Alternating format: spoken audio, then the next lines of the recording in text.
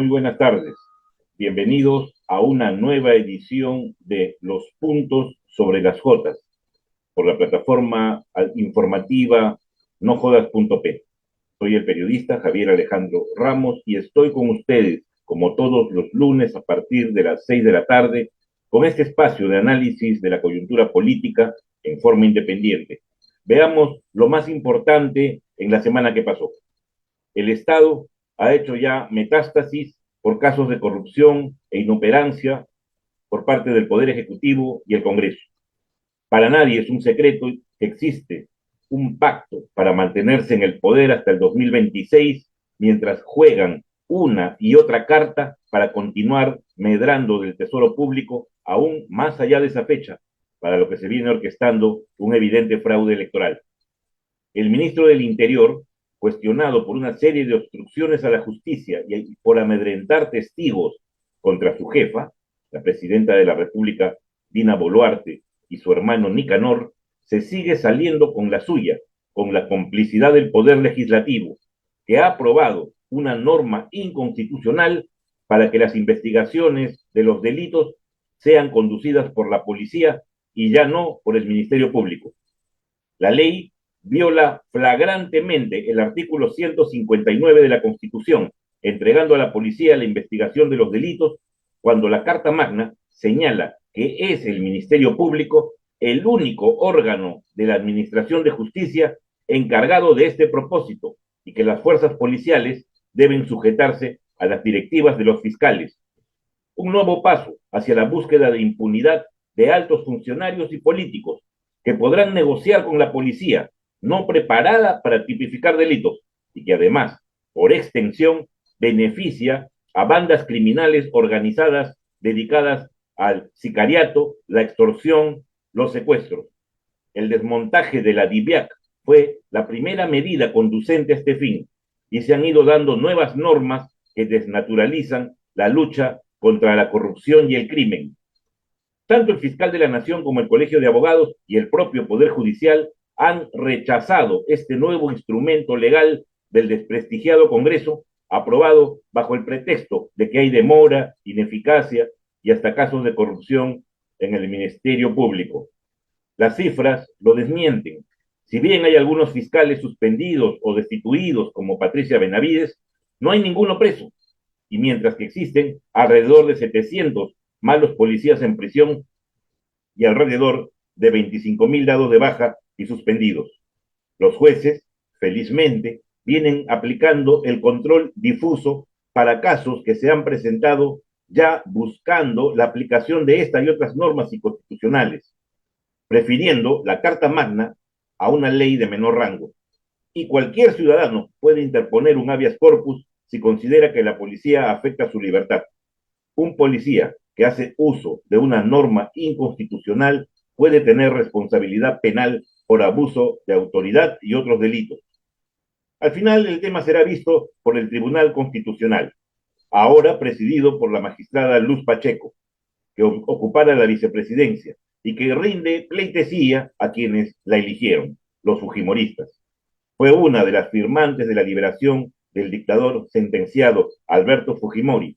Jugaba en pared con Patricia Benavides para la destitución de los miembros de la Junta Nacional de Justicia y ha sido enfática en desacatar a la Corte Interamericana de Derechos Humanos, señalando que no hay que obedecerla en todo, olvidando que el país es uno de los suscriptores del Pacto de San José, que es parte del ordenamiento jurídico de la nación. La señora Pacheco es además miembro del Opus Dei. Se opone a la ideología de género, al aborto, al uso de anticonceptivos y su distribución en las postas médicas públicas, entre otras cosas. Casi tan conservadora como los Rafaeles de la política, López Aliaga y Rey.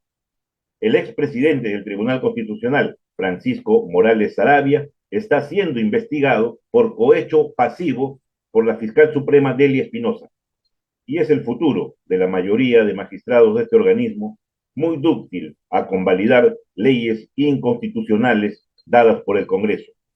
El ministro del Interior, Juan José Santibáñez, sospechoso de proteger a Vladimir Cerrón, evitando su captura por orden de Palacio de Gobierno, y ser parte del entramado corrupto y delincuencial que azota el país, podría ser interpelado en el Congreso si las congresistas Susel Paredes y Ruth Luque consiguen una firma más para someterlo a un interrogatorio. De ahí a que sea censurado, renuncie o sea despedido por la presidenta, hay una distancia casi imposible de salvar. Pero es evidente que contra la andanada de crímenes contra comerciantes, transportistas y profesionales no tiene ni ideas ni planes. Y lo que es peor, estos sicarios y asesinos no podrán ser juzgados como organizaciones criminales gracias a los congresistas. El colmo. El último fin de semana, Santibáñez armó un show en Ica para supuestamente capturar al líder de Perú Libre, Vladimir Cerrón, y regresó con las manos vacías. En otro tema, el fiscal José Domingo Pérez ha dejado la conducción de la acusación contra Keiko Fujimori y sus abogados cómplices investigados por lavado de activos y organización criminal en el caso de la campaña electoral del 2021 y no del caso Cócteles, como señalaba falsamente el Fujimorismo y su diario Bandera Expreso. La medida fue firmada por el fiscal coordinador del equipo Lavajato, Rafael Vela Barba, y se sabe que ha sido tomada a solicitud del propio Pérez, para así evitar más cuestionamientos a su proceder y se caiga el caso. Varios abogados fujimoristas le han puesto la puntería y presentado recursos contra él, y es una manera de proteger ese proceso que involucra a estudios jurídicos en el tema del falso fraude de la última campaña electoral. En Brasil, el caso Lavajato ha revivido.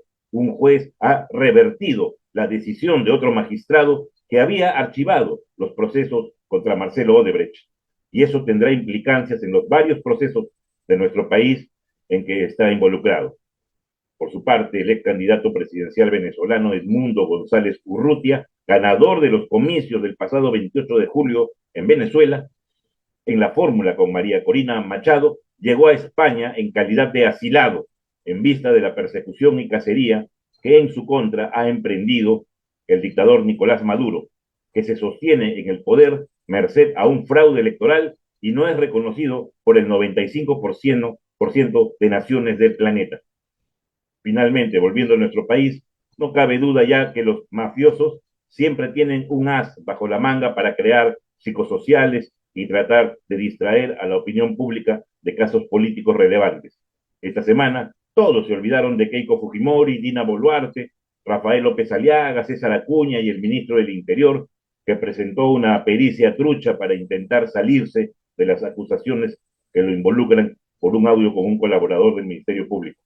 Mientras la presidenta y el alcalde de Lima sufrieron insultos y la ira de pobladores en diversas regiones, que les arrojaron piedras y orines, el grueso de analistas han seguido las incidencias del Chibolín Gate. El conductor televisivo Andrés Hurtado, que durante años ha sido Vox Populi vinculado a proxenetismo y otras actividades ilegales, está ya en la mira del Ministerio Público por presunto tráfico de influencias y como parte de una organización criminal al revelarse sus nexos con una fiscal encargada de lavado de activos, con quien habría acordado la devolución de una carga de oro incautado a negociantes de minería ilegal. Los hermanos Miuley y Siucho Neira, investigados por estos negocios ilícitos, habrían sido beneficiados en virtud de los buenos oficios de Hurtado, con contactos en el Ministerio Público, en la Dirección de Migraciones y otras dependencias del Estado, contactos por los que suele cobrar dinero en efectivo, en el caso del oro incautado se habla hasta de $1.000.000, o en autos de alta gama. Es público su apoyo publicitario, para nada gratuito, a Hernando de Soto durante la campaña presidencial pasada, a Rafael López Aliaga durante el proceso electoral municipal y hasta ahora, a personas vinculadas a hechos ilegales como Sada Goday, Salatiel Marrufo y Mauricio Fernandini. Durante el gobierno de Pedro Castillo, armó un show en Palacio de Gobierno para estafar a niños con cáncer, comprometiendo al jefe de Estado y al MEF a donar una exorbitante suma que no estaba presupuestada. La Superintendencia de Migraciones ha alertado a todas sus dependencias sobre una probable fuga de Hurtado, Iván Siucho, Augusto Javier Miuley y la fiscal Elizabeth Peralta, a la que la Oficina de Control Interno del Ministerio Público ha abierto una investigación. En una entrevista con el periodista Beto Ortiz la semana pasada, Andrés Hurtado admitió sus vínculos con estas personas, pero se decía inocente de algún delito.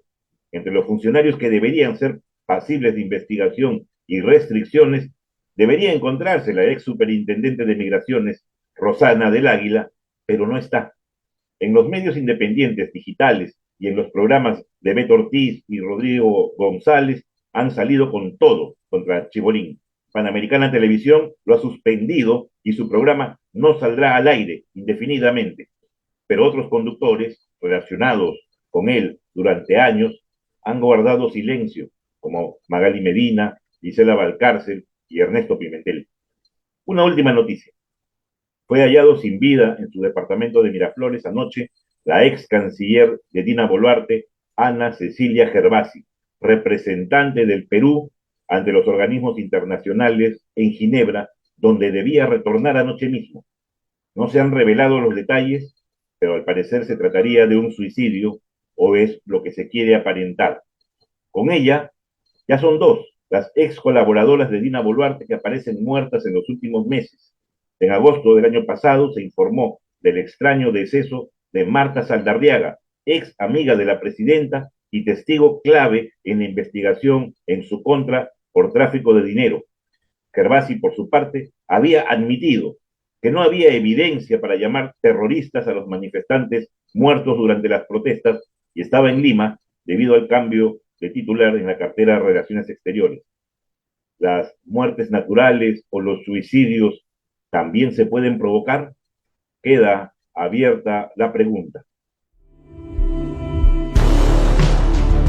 Buenas tardes, bueno, seguimos aquí en los puntos sobre las cotas y la entrevista de esta semana es con el escritor, editor, periodista Javier Arévalo, un amigo que tengo mucho tiempo de conocer y con quien compartimos muchas veces puntos de vista comunes sobre lo que pasa en el país, la política. ¿Cómo estás, Javier? Buenas tardes. Muy bien, muy húmedo, con frío, pero muy bien. Sí, pues hace frío, todavía no cambia el clima. Pero la política no está nada fría, la política está bastante caliente, lo que pasa en el país es verdaderamente lamentable, en mi opinión. ¿Qué piensas tú, cómo evalúas lo que está pasando a nivel del Congreso, o a nivel del Ejecutivo? ¿Qué visión, qué lectura tienes tú de lo que está ocurriendo? Para mí es el colapso, como está pasando en muchas partes del mundo, el colapso del concepto de democracia que ha gobernado en los últimos 40 años en el mundo. El mismo concepto, el mismo modelo democrático está haciendo agua por todas partes. La promesa de la democracia era que había un equilibrio de poderes. Vemos que no funciona en ninguna parte. El poder ejecutivo siempre controla el poder legislativo, controla el poder cuando se coordinan, como en este caso peruano, ¿no? El Congreso, que es evidente que es una tanda de delincuentes que venden sus votos, soporta a una ladrona de relojes, o sea, es una ladrona de relojes la que nos gobierna, respaldada por un ejército, por supuesto, a quienes les han dado una enorme cantidad de recursos a los mandos, ¿no? Porque a la tropa le roban hasta las medias que compran, ¿no? Los oficiales. Entonces, pero eso es la democracia real. O sea, tenemos que admitir que la democracia realmente existente en todas partes del mundo donde gobierna es esto. Democráticamente gobierna la funcionaria que está en Palacio. Fue elegida después de un golpe solapado, pero fue elegida, ¿no? Entonces, lo que vivimos después es los medios de comunicación hacen el circo, ¿no? Hoy día veía la noticia de una indignada periodista hablando de Chibolín en el Canal 5, pero si son cómplices, o sea, ¿cómo siempre ha ocurrido esto? Vender la línea editorial, promover delincuentes como si fueran personas ejemplares para nuestros hijos, ¿no? Por ese Chibolín canal. Gate, ¿no? El Chibolín Gate es ahora la comidilla del país, ¿no? Todo lo que hace este señor, este conductor de televisión, conductor de cuarta, en mi opinión, que vende también su programa, pues, a los políticos en las campañas, ¿no? Totalmente evidente. Y ahora él es la comidilla. La gente se ha olvidado esta semana de Dina Boluarte, del juicio de Keiko Fujimori, ¿no? Y todo el mundo está atrás de Chebolín, ¿no? Pero es que es funcional. En lugar de democracia tenemos un mercado. Los medios de comunicación nos colocan un producto todas las semanas alrededor del cual existimos como consumidores. No, no tenemos estructura política. Los partidos políticos son tiendas de propiedad personal. Acuña tiene su propio partido, Luna tiene su propio partido. Alan García se apropió de un partido cuando estaba vivo y mira lo que nos dejó. O sea, no nos ha dejado absolutamente nada. El APR es una vergüenza después de haber pasado en algún momento histórico, ¿no? De representar algunas ideas. No dejó nada absolutamente, lo destruyó. Entonces, Tú, este es el tú, modelo tú, liberal. por lo que te escucho, o sea, para ti la democracia no existe o no es un sistema eficiente para gobernar. Es Está decir, con, mira, mira, en Estados Unidos están amenazándose con hacer guerra civil. Texas quería independizarse porque el Biden quería que hiciera algo y hablan de guerra civil. O sea, están hablando de guerras civiles. En Europa, las élites que gobiernan Europa no responden en absoluto a las demandas que en este momento el pueblo europeo está exigiendo. Los están sometiendo a la destrucción en Alemania de la industria, la descolocación los ha dejado en el aire, la destrucción de las relaciones con Rusia los ha llevado a una crisis extraordinaria, pero manejado por gente que tiene que responder a una población que mira atónita cómo se comportan, las decisiones que toman que los están llevando a la ruina. Entonces, ahí cuando te preguntas, ¿la democracia es el gobierno del pueblo? Pero si es el pueblo que está pagando todo. Argentina, ¿quién está pagando lo que está haciendo este sujeto para poder pagarle al FMI? Porque los que ganan son los banqueros. O sea, el capitalismo transnacional, que no tiene nada que ver con un capitalismo industrial. Eso ha muerto. El capitalismo de plata que va de un sitio a otro es el que gobierna el mundo porque están destruyendo la industria argentina. La poco que quedaba la están eliminando porque quieren que sea un país extractivo, que venda uranio, que venda oro, que venda pescado, que venda soya. Y bueno, ahí, por El supuesto, Perú vende litio ahora, ¿no? somos una economía extractiva. En realidad tú y yo sobramos. ¿Para qué quiere el poder real? Periodistas, escritores, poetas, músicos, científicos. Y lo que quiere es que tú y yo agarramos una pala y saquemos piedras. Por eso el Estado está en función de un grupete de 10 familias que gobiernan.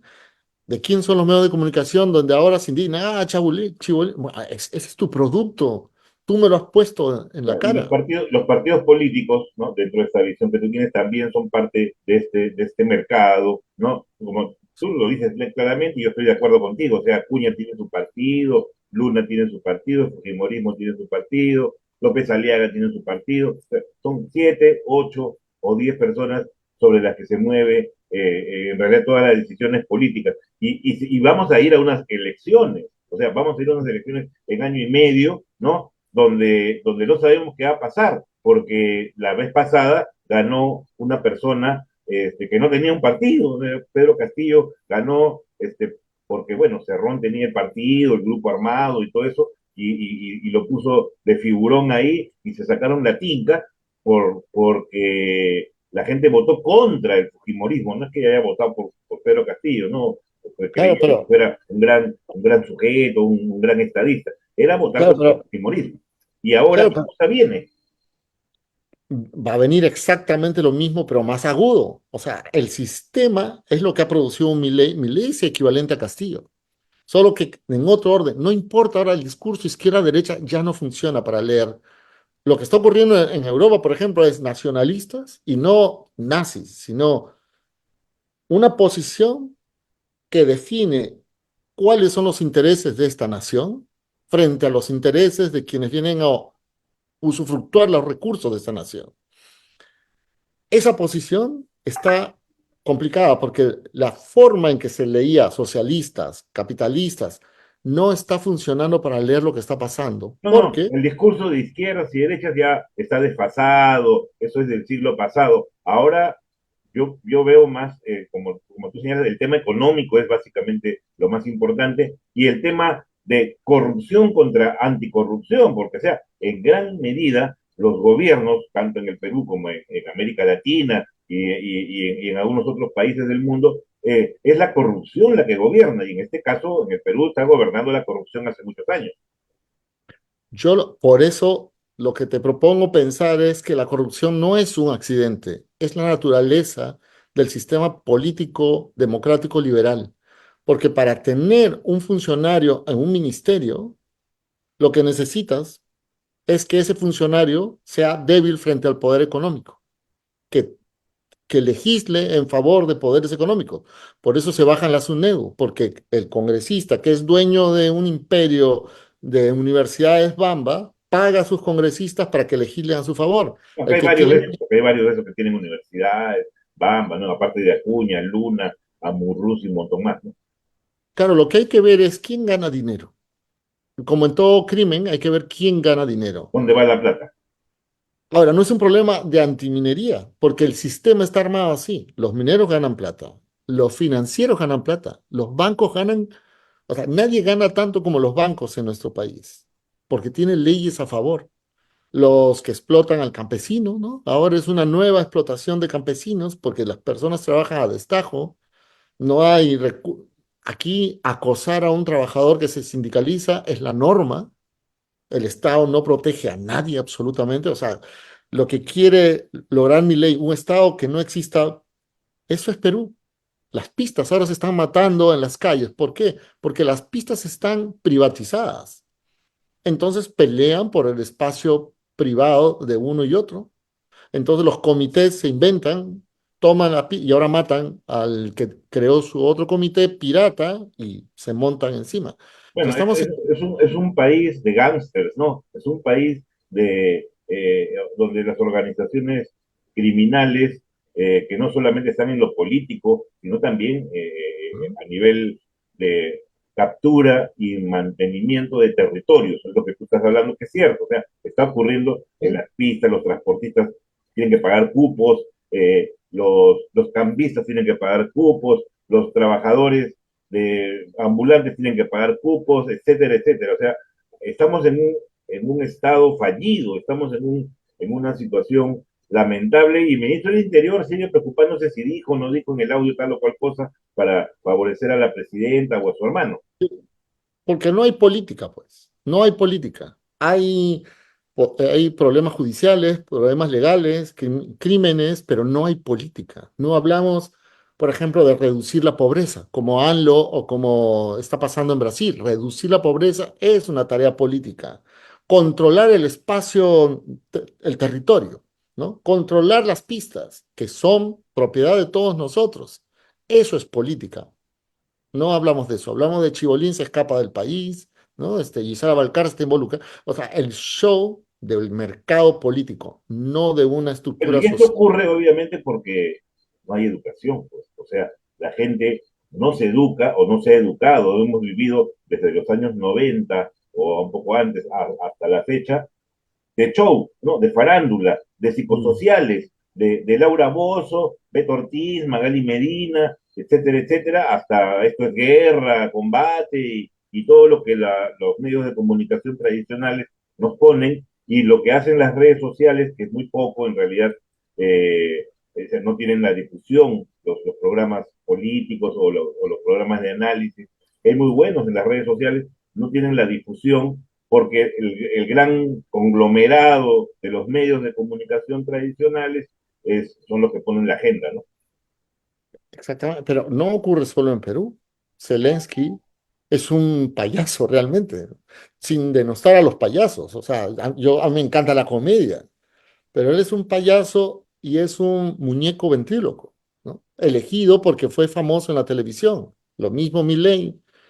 Castillo no, pero es un fenómeno de resistencia, solo que no encuentra un canal por donde ese fenómeno de resistencia pueda aparecer sólidamente, ¿no? Además no lo Porque, dejaron gobernar, o sea, obviamente, ni bien entró, ya le dijeron acá, usted ha sido electo por un fraude, lo sí pusieron es, para acá, y en menos de un año, o sea, ya estaba con la soga al cuello, lo desesperaron tanto que tuvo que buscar cerrar un congreso que lo iba a vacar esa misma tarde, ¿no?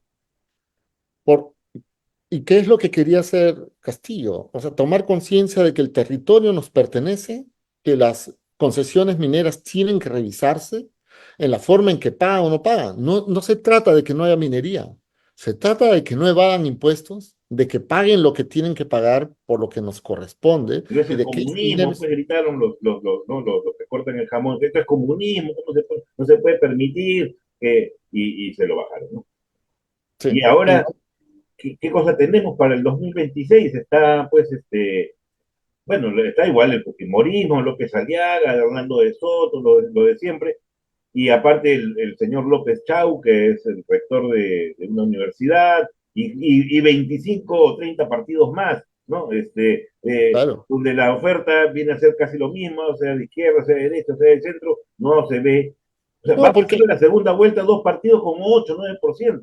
claro, pero es que es el negocio de siempre. Tú y yo armamos un partido, le metemos plata. Si ganamos uno, ya tenemos con qué negociar un puestito en el ministerio, en un municipio. O sea, esto es un negocio. Ya la política ha muerto. No tenemos sindicatos. 7 de cada 10 peruanos trabajamos como sea, en lo que sea. Podemos ser informales o informalizados, porque al Estado le interesa un bledo que estemos formales. El Estado peruano está administrado por gente que vigila que la minería, la pesca, o sea, todas las concesiones, los medios de comunicación, dé plata a las 10 familias que tienen poder sobre eso. El resto de nosotros, como mi ley dice, que cada barrio haga su alcantarillado. Que sobrevivan Esa es la como puedan. visión, sobrevive como puedas. Yo no estoy aquí. Su lógica es, por ejemplo, el dinero del Estado lo estamos ahorrando. ¿Ahorrando para qué? Eso lo hemos producido los trabajadores. Tiene que venir hacia nosotros. Hay una lectura completamente diferente entre una visión materialista, concreta de la política y una idealista, en la que la plata es como si hubiese venido del cielo. No, la produjo el trabajo y los recursos naturales de una nación que nos pertenece. Y es más, A la los políticos, yo siempre digo, los políticos, o sea, o la gente que llega al Congreso o al Poder Ejecutivo, son elegidos por la gente para que nos represente. Bueno, eso en el papel, o sea, al final de cuentas son contratados por nosotros a través del mecanismo del voto para que hagan lo que nosotros queremos que se haga. Pero ellos pero no, llegan ahí y al final hacen lo que les da la gana, lo que les conviene a su gente, a su cúpula o a lo que le financiaron las campañas. exactamente, sirven a quien le financió la campaña, sirven a sus propios intereses muy particulares y eso ahora ya ni siquiera lo ocultan. No, no, pues ahora esa post No, populi está abierto. es explícito. Si tuviésemos dueños de prostíbulos, harían su ley para que los prostíbulos, si tuviéramos dueños, como en Argentina, un tipo quería legislar para que podamos comprar niños. O sea, porque en el fondo hay una cosa con el liberalismo de que los niños le pertenecen a los padres y los pueden vender. O sea, todo se puede vender y comprar en esta visión alocada en la que el Estado les sobra hasta que tienes que vivir del Estado, porque mi ley vive del Estado. O sea, todos los liberales viven del Estado, de las concesiones que da el Estado, de las ventajas que da el Estado. Y ese es un discurso que desde arriba, desde los medios de comunicación, nos venden como tú quieres vivir del Estado. No, tú vives del Estado. Primero este medio de comunicación usufructúa propiedad pública, Sí, pues, pero ¿no? lamentablemente cuando uno dice el Estado debería estar al servicio de la gente, tú eres comunista, te dicen, pero sin En embargo, realidad, los que viven del Estado, los que medran del tesoro público, son los que acusan de comunistas a los otros. Es una paradoja increíble esto que está ocurriendo. pero mira, somos China, es dirigido por el Partido Comunista y es nuestro principal socio comercial. A Lula dijeron comunistas, sí, yo soy comunista, no es un insulto. ¿No? Pues, Administro un país bajo una visión. El territorio le pertenece a la gente de este país, no a empresas transnacionales, no a otros países. Y voy a vigilar que la riqueza que generen la burguesía local, el trabajador local, lo beneficia a ellos. Es un principio básico, ¿no? De concepción de territorio. Y eso es lo que no tiene ninguno de nuestros políticos, y, pero va desarrollándose, pues. En México le preguntaron a AMLO, ¿de dónde ha salido todo este dinero para las becas, para ayudar a la gente? En principio no es una ayuda, es una inversión. Y viene la riqueza de lo que hemos logrado. Han descolocado México, ahora hay Estados Unidos, hay empresas instaladas y lo que se evadía se está quedando. Y de ahí sale la plata para la gente, para que estudien los chicos. Nosotros vamos a tener un problema con los chinos acá porque no tenemos capital humano suficiente para enfrentar las empresas que quieren montar de montaje de automóviles. Claro. No, Todo lo no que va ten- a traer el puerto de Chancay, que va a traer, ya están comprando ahorita todos los terrenos que están al lado del puerto, un poco más si se venden el castillo de Chancay también ya para que sea un gran almacén, porque en realidad yo he ido el otro día y todos los chinos ya están comprando todos los terrenos al costado de esto para sus almacenes, que van a traer un montón de cosas y obviamente también van a querer manufacturar cosas acá, ¿no? pero van a instalar también montaje de autos. Sí, sí, manufactura, sí. Y tecnología, no tenemos gente. Una vez el CEO de Apple dijo, ¿ustedes creen que yo pongo mi empresa en China porque la mano de obra es barata? Ya no es barata.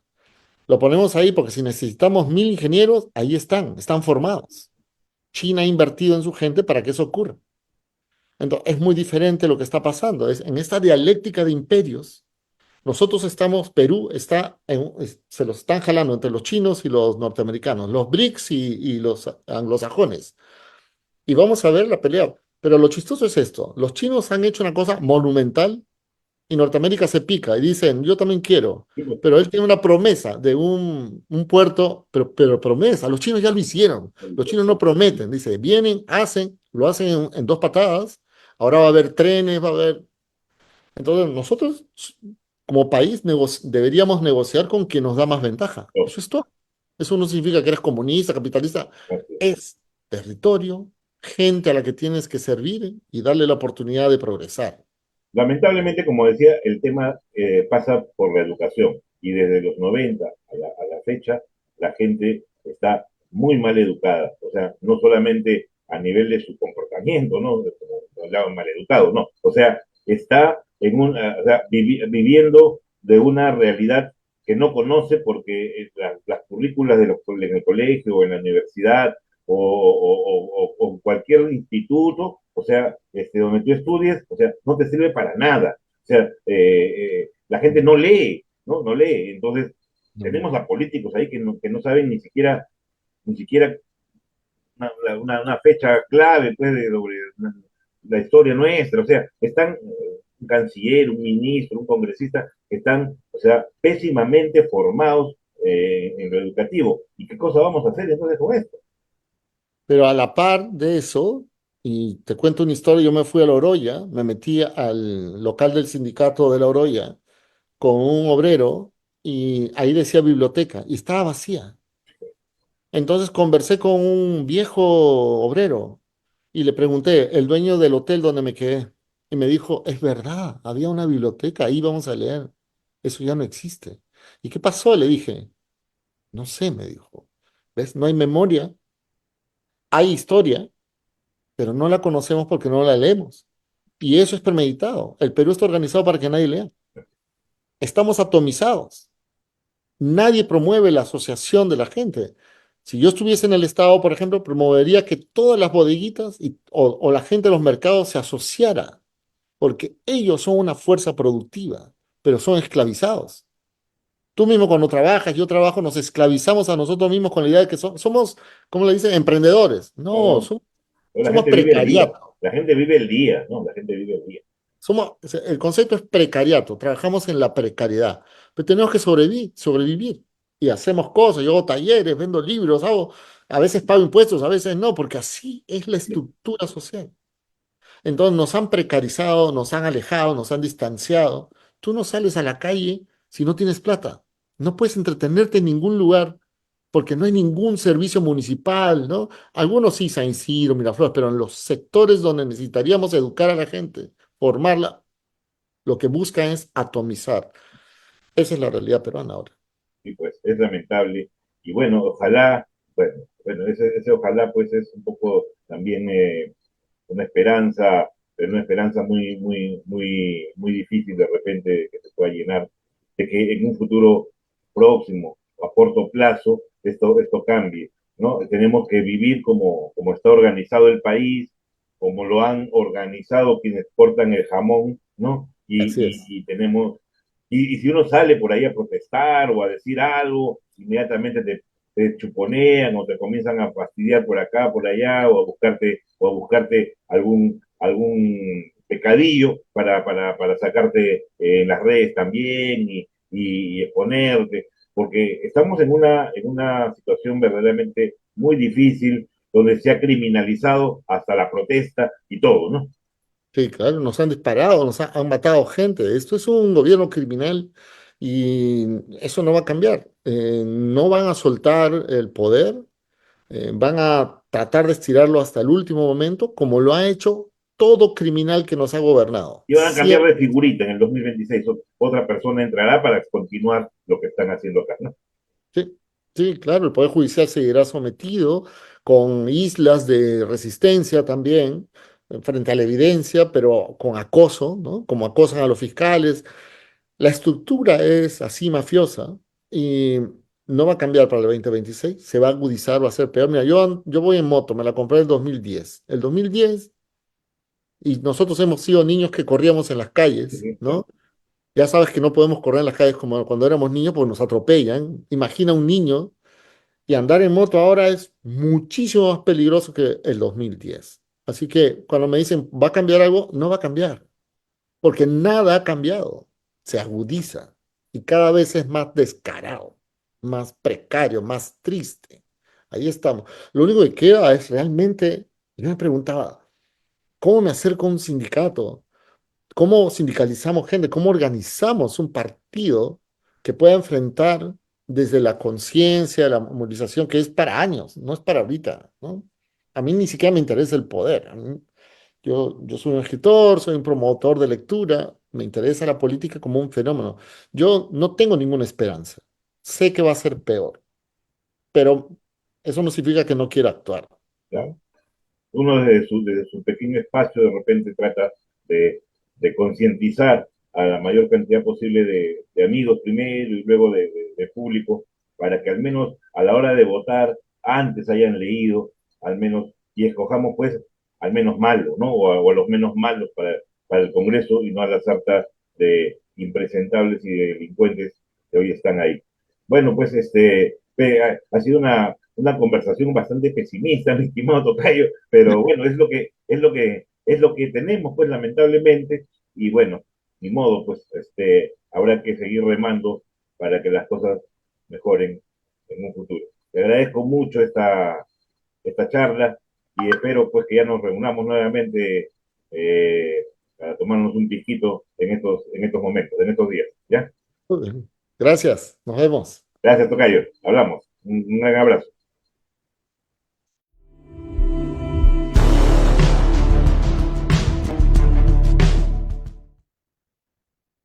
Bien, eso ha sido todo por hoy en Los Puntos sobre las Jotas. Este programa se difunde a través de mi cuenta personal de Facebook a nombre de Javier Alejandro Ramos, del fanpage Los Puntos sobre las Jotas y de los grupos de Facebook nojodas.p y Colectivo Ciudadanos Vigilantes de la Democracia, así como el canal YouTube y el Twitter de nojodas.p. Si les agradó el programa, compártanlo en sus redes. Nos vemos el próximo lunes.